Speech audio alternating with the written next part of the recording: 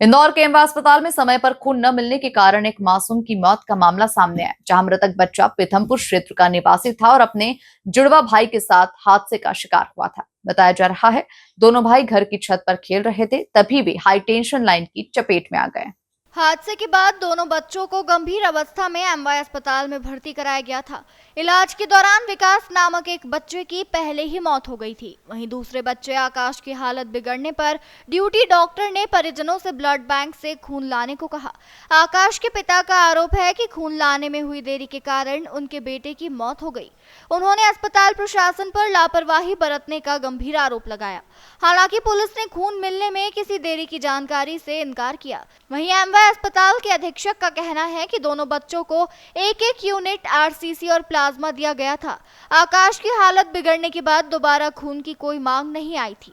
अधीक्षक ने यह भी स्पष्ट किया कि अस्पताल का ब्लड बैंक 24 घंटे चालू रहता है और वहां खून की कभी कोई कमी नहीं होती।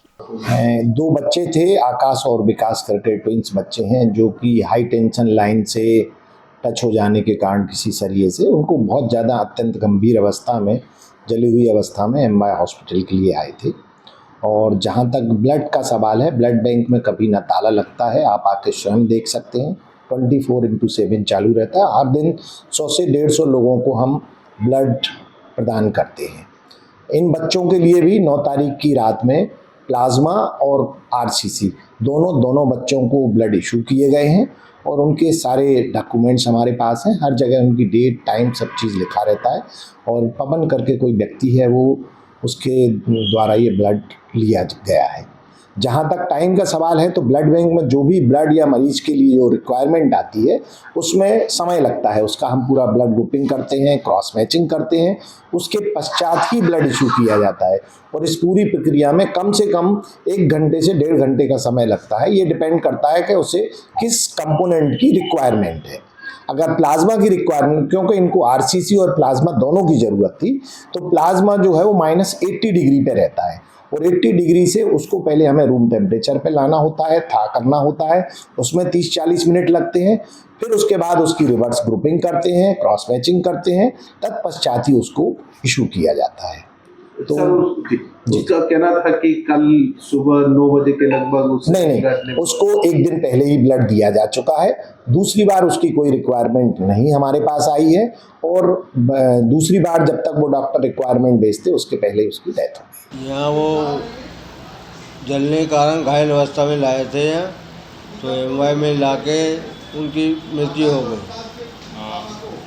वजह क्या बताई? वजह बताए, जलने से बताए हमको। तो करंट लगा था या नहीं, हमको जलने से बताया। फिर उसके पिताजी को पूछा तो उसने बोला वो सरिया खेल रहे थे छत पे, तो सरिया में करंट था बोले, उसी वजह से जल के।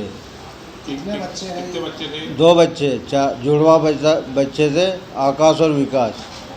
कहाँ के रहने वाले? पिता पवन, ये बिहार के कोटिहार जिले के रहने वाले हैं, बिहार के। यहाँ पीथमपुर सेक्टर 1 में काम करते थे। इनके पिताजी और माताजी काम पे चले गए थे, ये छत पे चढ़े खेलने, इनके घर पे रहते थे किराए से। वहाँ चढ़े तो वहाँ खेल रहे थे, वहाँ करंट लग गया इनको। कब यहाँ पर लेकर आए थे? भर्ती करा था, कब मौत हुई? एक कल शांत हुआ है, एक दिन आगे शांत हुआ है। एडमिट कब करा था दोनों बच्चों को? 8 तारीख को लाए थे ये। हाँ सर, ऐसा ही बताया जा रहा है कि यहाँ पर ब्लड नहीं मिला इसकी वजह से। ये जानकारी ब्लड की तो हमको नहीं बताई किसी, ना उसके पिताजी ने बोला, ना किसी ने बताया हमको। तो इलाज के दौरान मृत्यु हुई। इंदौर से नेशन टाइम की रिपोर्ट।